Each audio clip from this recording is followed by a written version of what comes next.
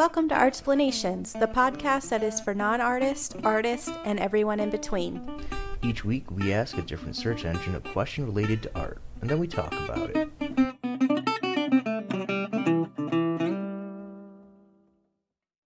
Welcome back. I am Andrew Malcheski, and I'm here with Joanna Bolsons. And today we are talking about why are artists using NFTs? And just a disclaimer, we are not giving any kind of financial advice. We are not advocating or promoting NFTs. I know this has been a hot topic, and we by no means are saying you should invest in this or you shouldn't invest in this. Do your own research. Look at other more qualified people who do investing if you want to partake in the NFTs. So just a short little disclaimer. But yeah, to kick off the episode, we use search engine Ecosia, and we asked what is an NFT. And an NFT is a non-fungible token, a unit of data stored on a digital ledger called a blockchain that certifies a digital asset to be unique and therefore not interchangeable. So that brings up the question, what does it mean by fungible and non-fungible? So a fungible token is currency. A dollar, you can have $20, and all 20 of those dollars are worth exactly the same amount of money, $1. You can have 20 20s, and they're all worth exactly $20. You go anywhere in the world, and that $20 is the same, irregardless of what $20 you have. A non-fungible token, you can think of something like a guitar or a car.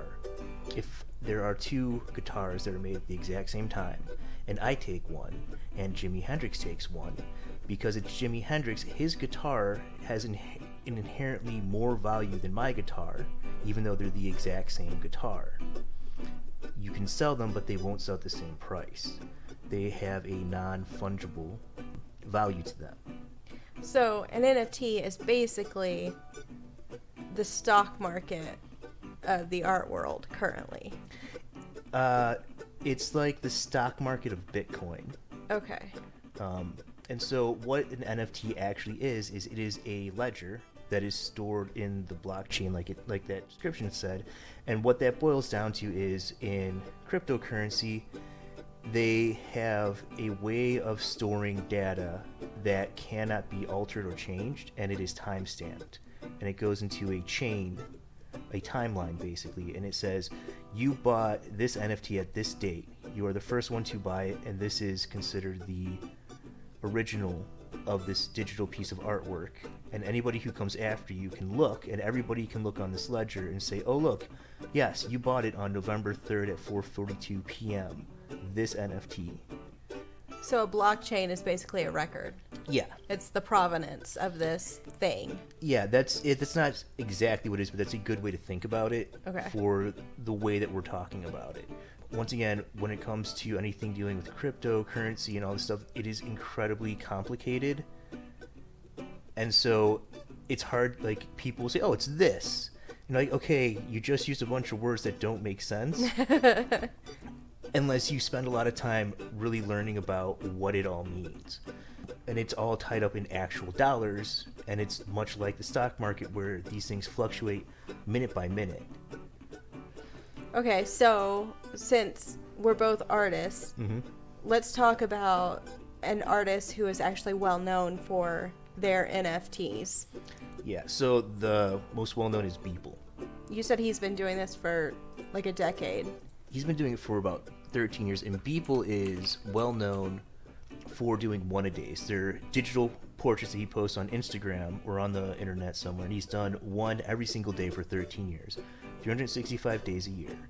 He's done work for like Vogue and Nike, I think, and a bunch of like high-end digital artwork, graphic artwork for those people. So he's a professional artist. So for 13 years, he's done an image a day. Yeah. Now, give or take a leap year, that's over 4,745 images. It's up to 5,000. He's done 5,000 at least. Jeez. And so he minted an NFT that had a still image of the first 5,000 that he's done. Uh-huh. And he sold that NFT for $69 million.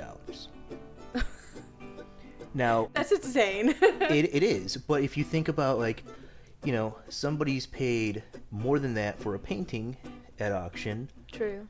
Is it really that insane? Like, people spent $10,000 on a pair of Yeezy shoes because they're Yeezys. Because they're Yeezys, and he only made a limited number, right? Like, I get the exclusivity of it, but it's not a tangible thing. But by making the NFT, like, so before the NFT, it wasn't exclusive. Anybody could copy paste. With the NFT, it becomes exclusive. Okay, so the copy paste idea, that's like sharing a GIF, sharing a meme. Yeah. But an NFT, you can't just click it and share. You can. It's the thing is, an NFT is almost a conceptual act where the community is saying, you hold the provenance to that image that says that you have the paperwork of the first one. We all agree to it. So if I sign Paul McCartney's name to a guitar, and I say, I have a signed Paul McCartney, and everyone agrees its signature is his, I have a signed Paul McCartney. You'll pay the money for it, right? Because we as a community agree that. Even though it's fake. Even though it's fake. It doesn't matter if it's fake. If we all agree that it's real, then it's real. Same thing with artwork, though. If a museum certifies a Van Gogh as an authentic Van Gogh, it doesn't matter whether it's fake or not, it's now an authentic Van Gogh. Right, because they've given that authority. Right. And we as a community trust that authority and say, okay, yes. And that's all the NFT is. And the thing is, you don't own copyright to that image. You don't own the actual image. You own the certificate that says that you own the first one.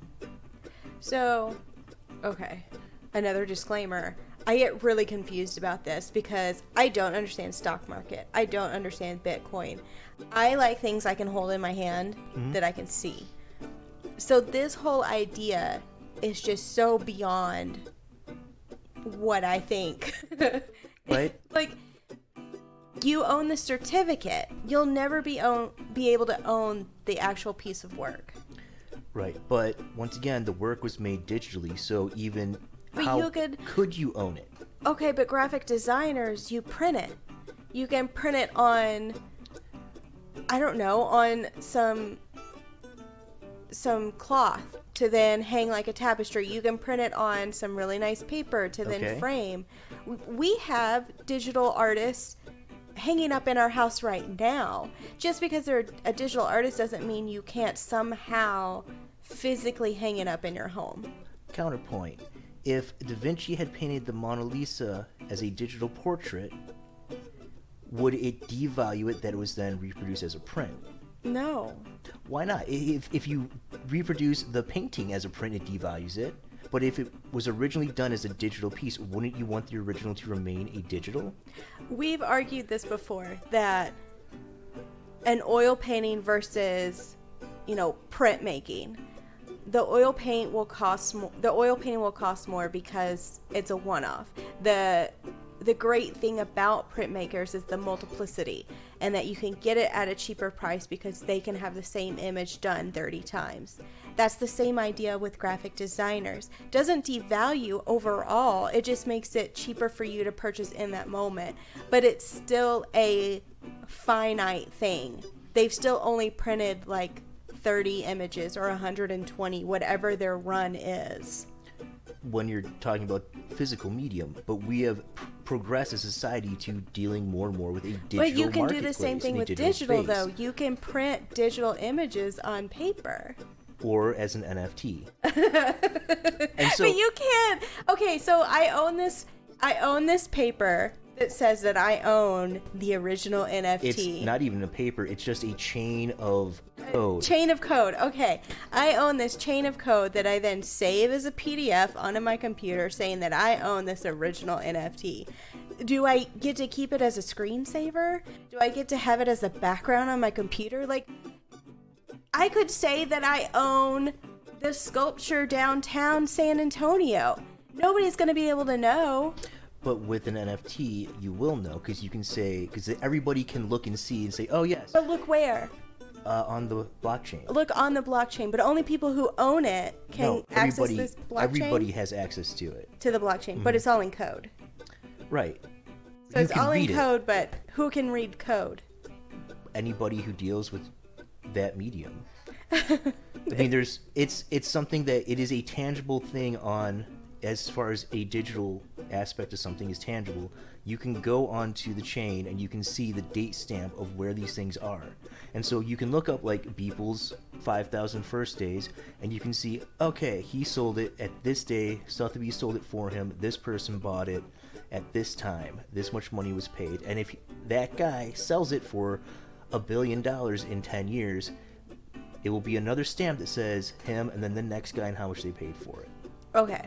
And that's what, when you say, well, you can just print it and have a limited number, that's the NFT is the digital version of the printing press in that case. Is this code stamp? Yeah. You are saying, I'm making 30 NFTs of this digital work that certifies that you own provenance to this. So how do you even make an NFT? So you're talking about NFTs as a digital imagery. So it's not a digital image, it is just a certificate. Okay, but my question is, the reason why I'm asking this, I've seen some people online talking about making NFTs. So are they then turning photographs into NFTs with this time stamp? Are they turning, digital rendering? Just so the listeners and myself can kind of wrap their heads around, well, what would I even buy that's an NFT? Right. So because this is just provenance for a digital object that says that you are the owner of this provenance, not even the object itself. You have no copyright ownership. Okay. So the owner can still use that for commercial purposes. You have no say over it. You get no money from that whatsoever. Okay. Because it's just a provenance for something digital. It can be anything. It can be a picture of a tweet. It can be code. It can be a GIF, a 3D image, a picture of a drawing. It can be nothing. It can just be a description of something. Okay, so an NFT is ownership of anything. Digitally, yes. If it's minted. And so minting is the process of going through and putting it on the blockchain. And to do that, it's a Bitcoin process. So like computers do math. Mm-hmm. And by doing this math, they make Bitcoins, which are worth money because people will pay for them. Okay. Right? And so it costs money to put this thing onto that chain, or it costs the computers doing math to put this NFT into the chain. And so there is a real world cost that you have to pay to mint an NFT. That cost, well, I did some research on this, and depending on what piece of Bitcoin you're using and what software you're using and who you're going through, it can cost you upwards of about $150 to $200 just to make your NFT sellable. Jeez. So if you don't sell it for more than that, you've just lost money. Right. Because there are fees involved. I was watching a video on a guy, and I don't remember who it was because I was watching a lot of videos on people, and he's like, here's what I did. He's like, he put something up. I think he sold it for like $260. Mm-hmm. It cost him $180 in fees to get his money cash after the sale. It was 70.1% fees for 29.9 actual profit. Well, I mean, galleries take a percentage. Right, and that's he only sold his for $200. But if you were to sell yours for $4,000 or $1 million, the fees don't change. It's still only $200 fees. Oh, it's not the percentage of the amount. It's only that flat 200 or whatever. It is a percentage of various. So the minting costs don't change, but the hosting cost by the server, they'll take 15% to host. So if you sell it for $15 million, they're taking 15%. Which any gallery, Sotheby's, you think they didn't get a couple 10 million or whatever their cut is off that sale? So there's always going to be fees involved. Even just doing a bank transfer will have fees involved in it. Yeah. So, like, that's not surprising at all. It's the fact that there are so many different steps in the process of, because it has to be cryptocurrency. You can't just use money in your debit card. You have to take money, buy cryptocurrency, put that into a special location so that it can be accessed by the people making the NFT, pay them, get your NFT, and then put it on a website that's going to then sell your NFT. And all those people in the steps of that chain are going to take a cut and charge you for their service. So that is one of the downsides of it. One, it is cost prohibitive to any starving artist who wants to get into this. Right, because of the initial fees. Yeah, and if you don't sell it, you're eating those fees. Like, oh, you put your, GIF up and you're trying to sell it for $300 and nobody wants to buy it. Well, you just ate $100 some odd worth of fees and it's going to sit there. You own something that nobody wants. And I just ate the cost of all of those panels. Nobody wants these paintings. All right. Like, that's kind of the name of the game, to be honest. Yes. So that's, even then, that's still, okay, it's kind of the name of the game. You got to pay to play. But at 100, but the thing is, the price is based on the market. So if people are flooding the market, the prices go up and up and up. And it pushes out. When Beeple started, it was probably like 50 cents. No, it's still like $100. Oh. Because it's based on, because it's a Bitcoin market, if you're using, it depends on the type of Bitcoin you're using and how much that Bitcoin's selling for. So Bitcoin is selling for 50,000 right now. I think Ethereum's at 2,000.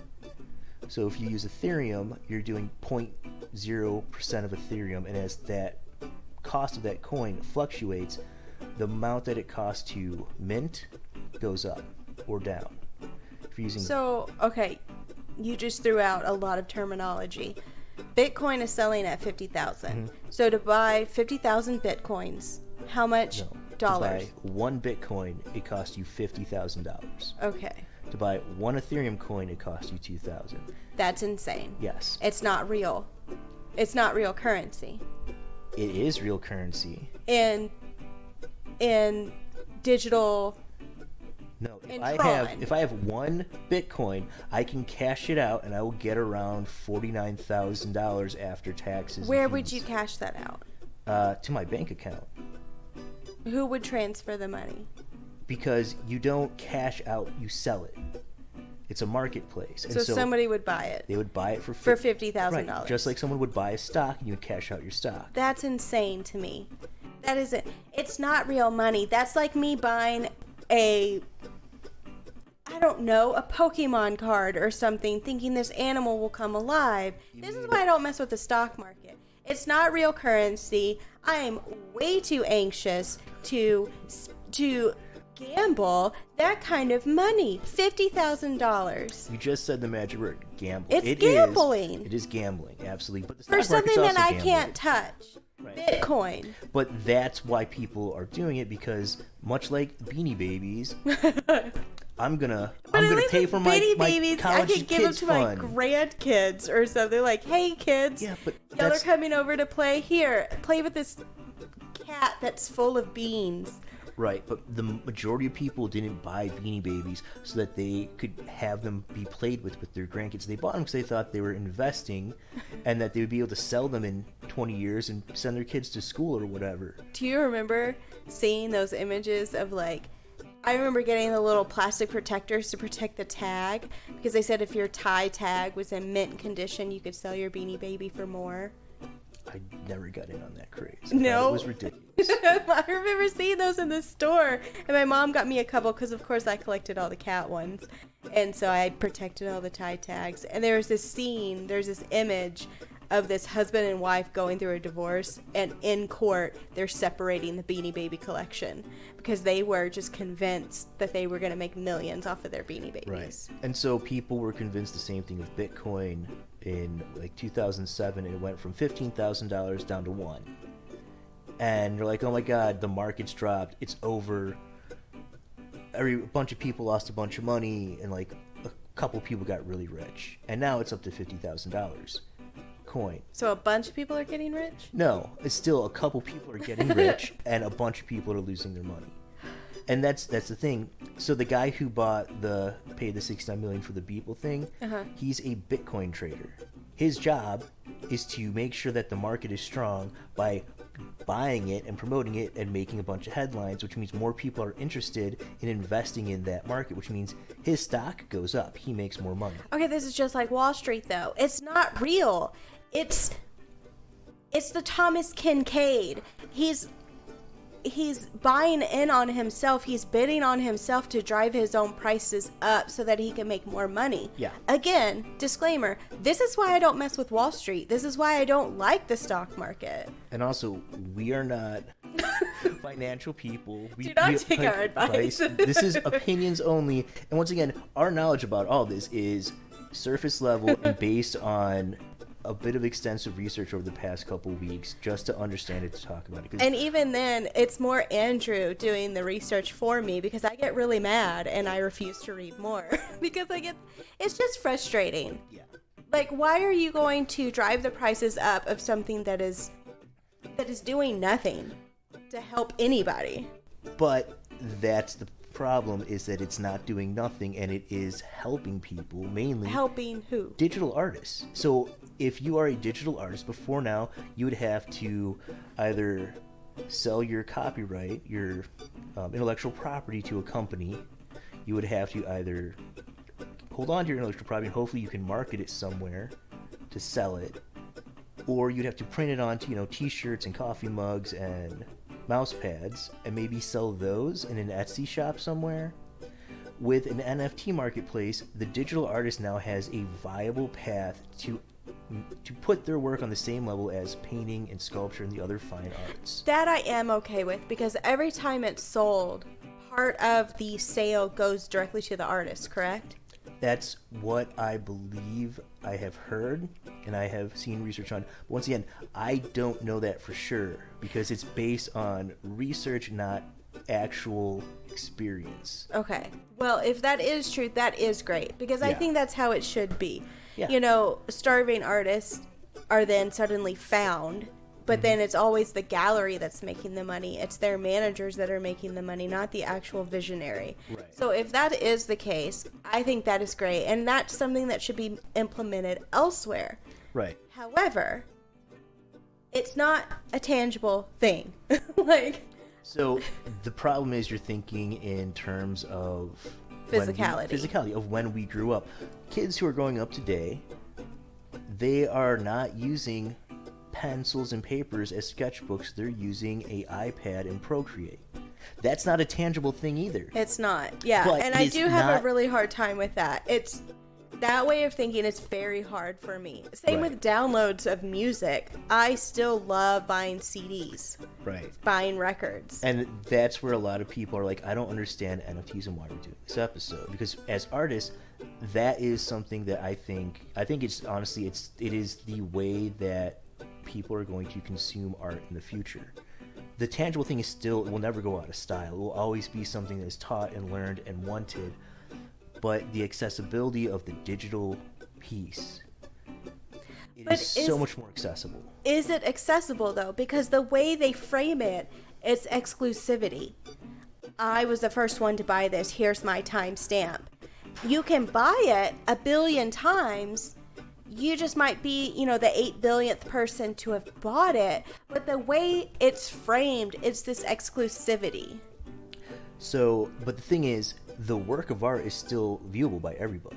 If you go to a museum, yeah, that's what I was about to say. You can view the Mona Lisa. Right. Everybody can see it. It might be owned by a specific private patron, but everybody else can view it. Same thing with an NFT. Everybody can still view. I can still go onto Beeple's Instagram and copy paste all 5,000 of his works and recreate the first 5,000 and put it as my backdrop on my screen. I can go onto Sotheby's, find the actual image in the NFT, copy and paste it, and put it in a folder on my computer. Okay, but how would you view this NFT? There's a JPEG attached to it. So you would have to download it onto your computer? Yeah, you would have to save it. There are ways that you can put hidden information on the NFT so that only the owner can see it. And so you get this file, this chain code that goes into the blockchain, and then you get that same file information. Okay, but my point is, if I wanted to buy an NFT, is the only way I can view it is through like a slideshow on my computer or on my TV? Or is there a way for me to print it off to then hang? Or do they have some kind of block? Because, you know, some photographers have that watermark to where if you went to try and print it, it automatically pops up the watermark. Do NFTs have that?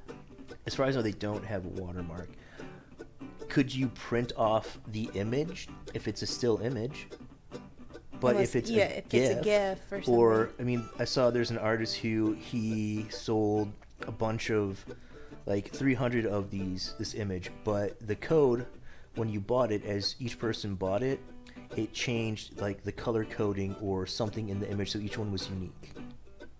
Yeah, but you can only be unique so many times before the image repeats itself. But when you're using a random number generator to generate the uniqueness, and you have a 12-chain number, that's billions of computations. Okay, but isn't the idea of this to sell it billions of times? No, the idea of this is to create scarcity of something that isn't scarce. Create the idea of scarcity. Because you're not buying the art for art's sake at this point. You're buying the art as an investment because you hope that you can sell it later for more money. That's my biggest takeaway, is that is what the whole thing is about. Okay. And it's get in on the ground floor so that you can flip it for the max amount of money. Yep. Because, I bought it for, $1 Ethereum buck, and in 10 years it's going to be worth $1 Ethereum buck, but the Ethereum buck will now be worth $10 million. And this sounds like Star Wars. Ethereum buck for one DeLorean and one Parsec. I mean, there is a cryptocurrency called Dogecoin that is a picture of a dog on a coin. Yeah, I keep seeing those memes, but I don't know what's happening. I thought that it was made as a joke, and it actually became an actual cryptocurrency. Oh, I thought they were trying to be the new, what's that video game place that they saved? GameStop? Yeah, I thought it was going to be the new GameStop stock. No, it's been around way longer. That's all cryptocurrency BS. So when it comes to it as a marketplace artist, it does do good, because if a digital artist can mint an NFT and say, I am authenticating this as the original. I'm saying this is the original, or this is one of 200 prints, digitally authenticated. I made this. You can buy this and say, no, I own one of those authentic digital prints. Okay. So we've already established that if everybody agrees this is authentic, even though you signed Jimi Hendrix's name to that guitar, right, we all agree it's authentic even though it's not. Right. Can you then, say you were to take one of my drawings and post it, right, this is mine, I drew it, even though you stole it. What if somebody comes and proves, no, this is actually Joanna's drawing, you stole it, here's her post on Instagram of her drawing it, here's the video that she did of her working on it. Right. What would then happen? We don't know, because as far as I haven't seen anything where anybody's been taken to court over that, even though it is one of the problems is that scammers are running rampant in the Bitcoin NFT really in market. any kind of artistic endeavor, especially with the internet explosion. Yeah. American Eagle, Forever 21, so many fast fashion retailers have stolen graphic design ideas from young, unrepresented artists. And if you could copyright your work through an NFT and say, no, that thing that you put on that shirt, I own the NFT and the copyright to it, and it was minted on this date, and I can prove it because it's in a unmovable timestamp. If you could take that to court and say they stole my thing, instead of like, well, I came up with the design. But I mean, once again, it's like you'd also have to file a copyright. If you file a copyright, you're also protected. Okay, you would have to file a copyright if you didn't have an NFT, or for both of them, you would have to file a copyright.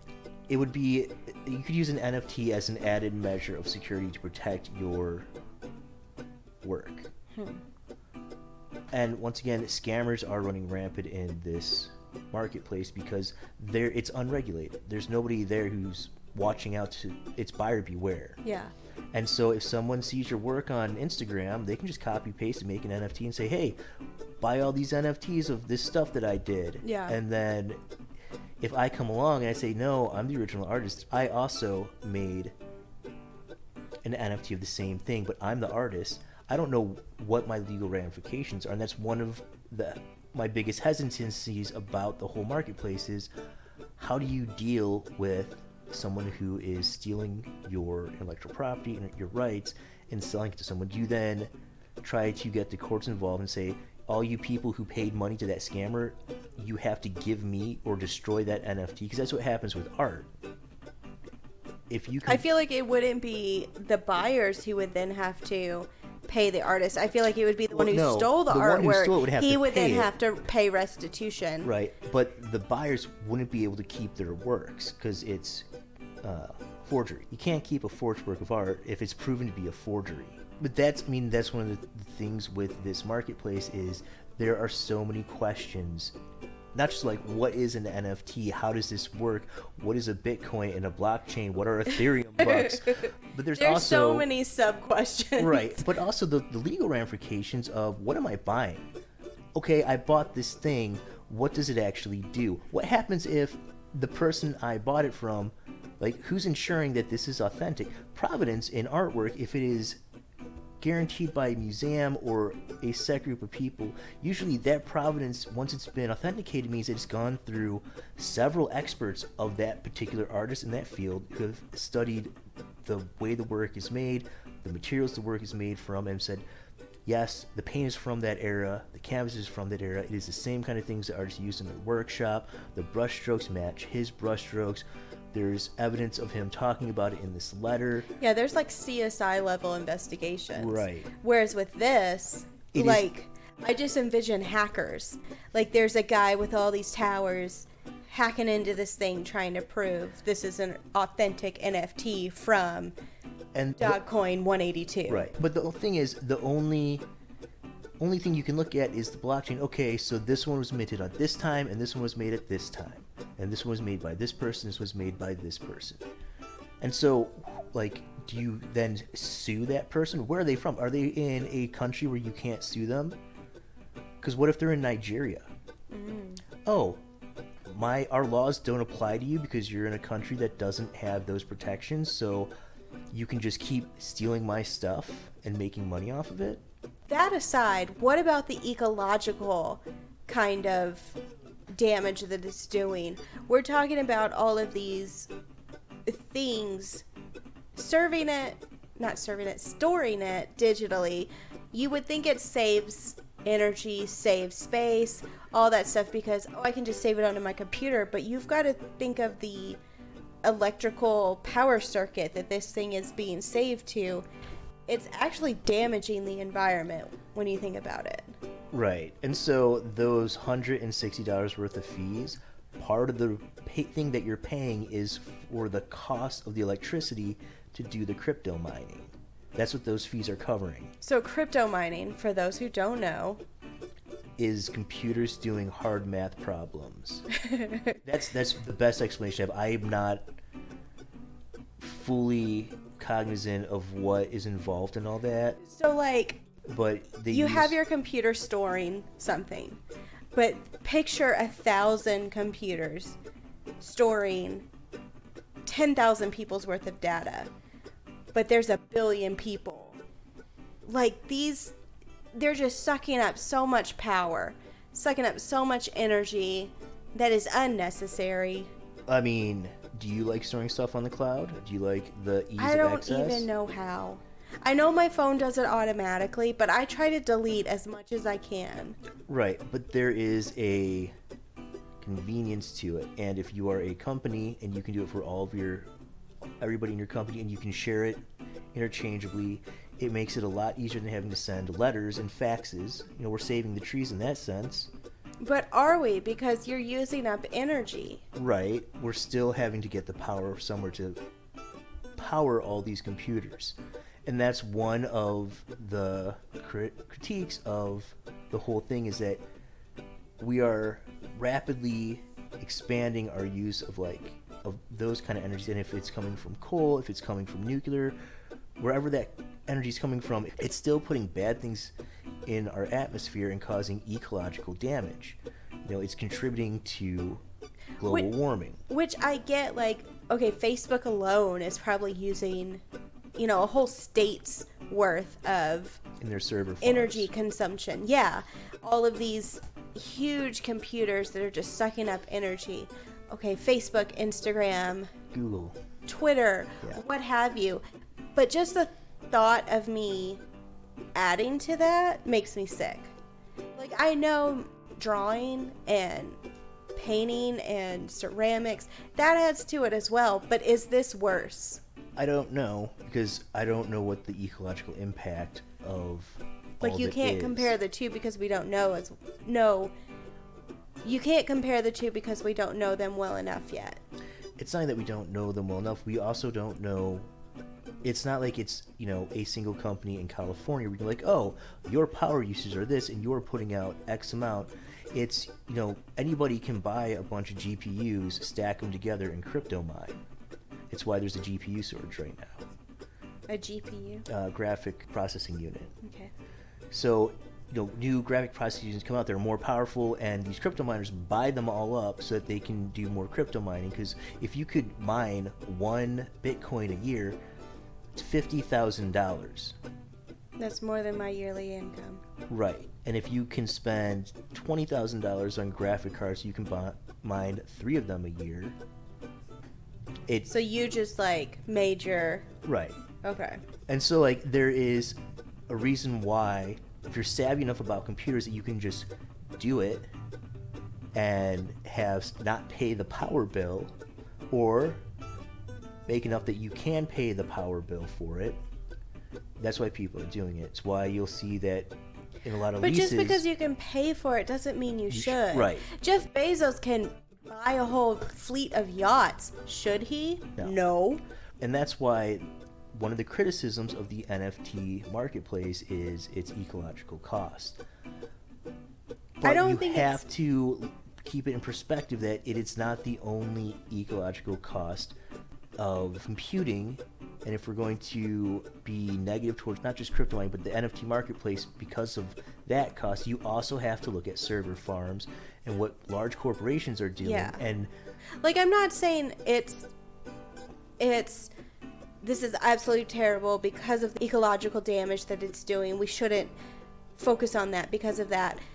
I'm just saying we're adding to it because, trucking.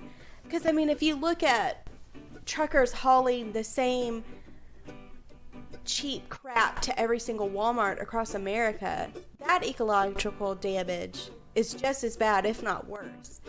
Do I think they should stop that? Yeah.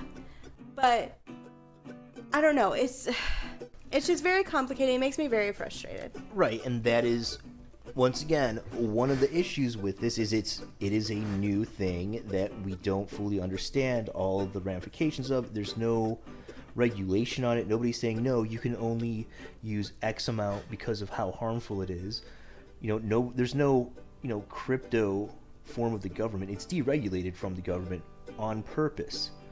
So there's no, federal backup or reserve. If the market crashes and everybody pulls their money out... There's no bailouts happening. There's no bailouts happening, right? Maybe when some of the senators invest, they'll bail them out like they do Wall Street. Right. But that was the whole point of the whole crypto market, was why rely on a single government or their regulations or be controlled by them? And I don't know enough about marketplaces or crypto to even speak on any of that stuff. Yeah. But as an art form, as a way for artists to make money and put their work out there and sell stuff, I think it is a very interesting space that is very new, and that if you can afford to do it, you should look into it. That's what I think. That's what you think. Yeah. I am very, very hesitant. Right. Because, one, scammers. Yeah. How do I know somebody isn't going to steal my stuff? Because how can I secure it? How can I copyright it? how can I prove my copyright if somebody was to steal it? Like, there's a reason why we put that disclaimer at the beginning. Do not take our advice. Just listen to our opinions and form your own and do your own research, because to me, it's very, very scary. And I am very, very conservative when it comes to my money, my savings. I don't like to gamble. Right. And that's the thing. If you as an artist have disposable capital and you want to take the risk to invest in that marketplace, I think it is a worthwhile thing to do, because it is just starting off. And if you can do something worthwhile with it, it could potentially, you could potentially see revenue for who knows how long off of it. It could be a viable source of revenue for you. Maybe.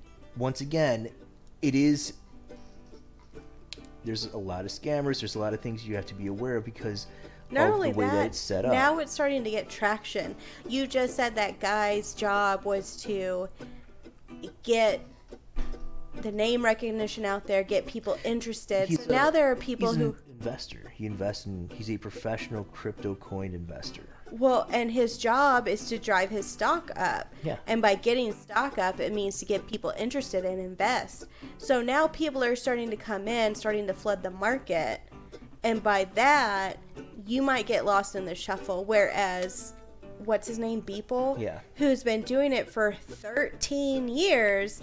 That's why he's been able to sell it for $69 million. Right, he was able to sell it for $69 million because he's a professional graphic artist who has incredible name recognition and is well known in the graphic arts community. And has been doing this for 13 years. But if you have your own NFTs out there and you just put them out there, and your name recognition rises and people start to buy them, if you're going to get royalties off them for as long as they're sold, and it's only going to increase with the market. I mean, like I said, the Bitcoin market went from 15 to 1 and now it's up to 50. If I had an NFT that I was getting money from every time someone sold it and it was in Bitcoin, if I sold it for 100 or 0.5 Bitcoin, and when Bitcoin was only worth 1,000, that's $500. And then if someone sells it now for the same 0.5, that's $5,000. That's all you. You want to start being the sugar daddy around the house? You go ahead. Right. I am not. No. Right. And that's why I'm saying there is a very serious risk to investing in that marketplace. But like any marketplace, like anything we do as artists, I always believe that investing in yourself and taking the risk is worth it. Right. Investing in yourself and your ideas. This just seems very much, how can I make a quick buck?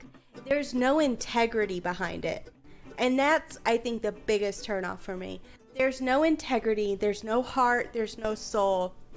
There's no, hey, I have this really, really new idea. It's a bit strange, but I have a really strong feeling about the way I made this thing and the reason I'm making it. There's no soul behind it. For a large group of people, you're right. For the people who just want to make a quick buck, who see it as an investment opportunity, you're absolutely right. But I don't think that's true for everybody. And I don't think you can say that for everybody. And I really think that it's important that we say this, is that there are people who see it as... I think that was an overgeneralization, and I will admit that.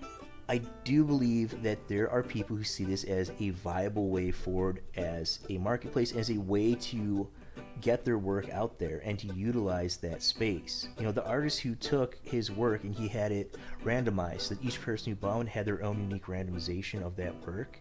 That is an interesting approach to utilizing that marketplace in a very unique way. That is someone who is exploring the possibilities of the space, and because it's so new, I think there's a lot of room for that to happen. But he seems to be like the 0.0000001% that is actually seeing, how can I push this? How can I make this so that it is unique?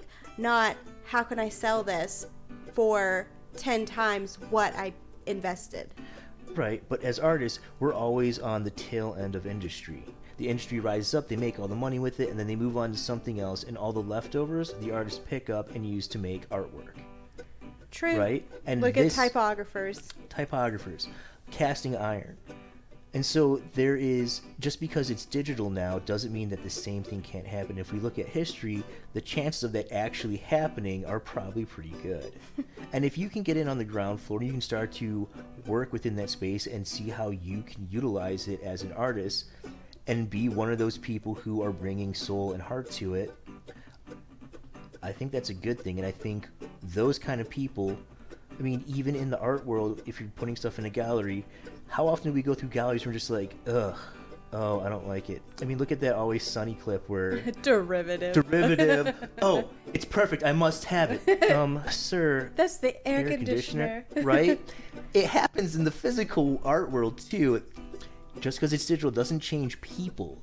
And that's why I say... It doesn't change the viewer. It doesn't change the viewer. And so that's why when I say I think it's worth looking into and at least being aware of and keeping track of it as it moves forward, I think is valuable for any artist to do, because we should always be aware of market trends. We should be aware of new mediums. We should be aware of how our culture is shifting and changing so that we can be relevant when we make work about it. I guess because it just doesn't feel like culture.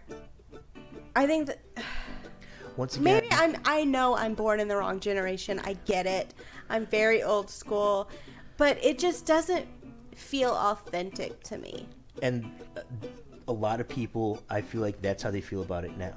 But like I said, but same they probably thing with felt the the same way about printmaking. They probably felt the same way about photography, about graphic design. Mm-hmm. I get that. And I'm trying to be open-minded, but just the whole aspect of investing. Artwork should never, in my opinion, should never be an investment. What do you like? Do you like this cheap cat painting? Do you like this Van Gogh? Whatever you like more, just hang it up. Just buy it and hang it up. It should never be about how can I make more money.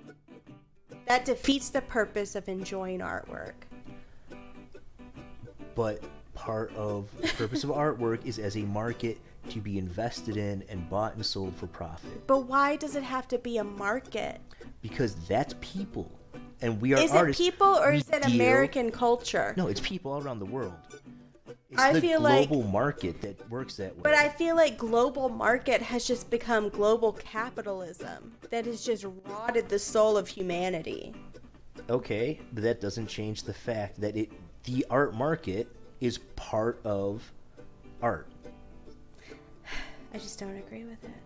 That's fine. You don't have to. It still doesn't change the fact that art as an investment is part of buying and selling art. It's part of collecting art. It is part of it. It's not the totality. It's not the end-all be-all, and it's not why everybody does things. But I mean, Jeff Koons, do you think he's making art because he believes in No, heart absolutely. and soul? But do I believe that Jeff Koons should be name-dropped all the time as a representative of the art world? Also, no. Because he is exactly the opposite of what I believe that the art world should be. Right. Yeah, and that's a very valid opinion shared by many people. But the truth is, Jeff Koons exists. He is name dropped by lots of people. And that aspect of the art world is part of it. And we can't, it's just like politics. You can't divorce politics from art. Because everybody brings their own politics to what they see. Yeah. Even if you don't want to make political art, like myself, everything becomes politicized because of the viewer. Because of the They're viewer. going to come at it with their own perspective. Right. And that means that I have to be aware of the politics when I'm making anything so that I can try to focus the viewer into the concept of my work without their politics getting in the way. I can't ignore that. I can't just be like, politics don't exist. I'm making cat paintings because they're funny. Even though they all have Hitler mustaches, there's nothing political. I can't do that because I have to be like, oh no, that little Hitler mustache is now something that is iconographic of a political statement that I don't represent. Right. I can't do that. Even though Charlie Chaplin had the same thing before Nazis existed. Right. Maybe I can get away with one Chaplin cat, but if I do every cat like that, suddenly I'm the Nazi cat guy. Yeah. Even if that's not what I'm doing. I feel like we're really straying away from the NFTs. Right. But that's the whole thing with the reason why the NFT market side of it is so closely tied to the Bitcoin market because of the way that it is produced and minted and mined. And structured. You have to be very cognizant of that market if you want to use it to try to put your artwork out there. Even if you don't want to be, even if you think it's BS and you don't like it, if it's something that you want to get into, still be aware of it moving forward, because if it does grow, if it does become a more widely used, legitimized space, you at least got in at the ground floor. Or you at least understand it from where it was to where it's gone, which means you should have a better time navigating it in its legitimacy.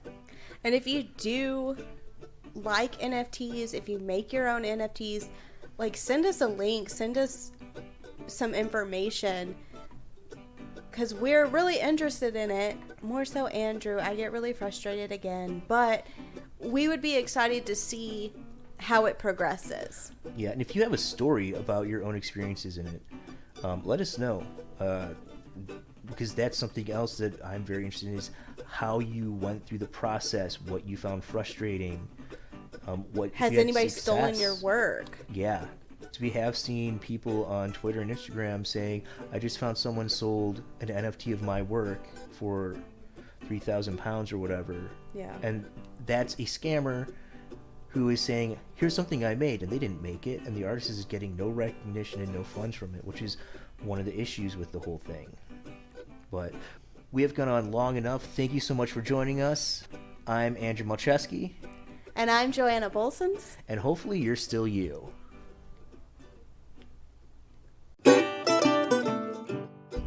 Thank you for listening to our podcast. It means so much that you would take the time to listen to us.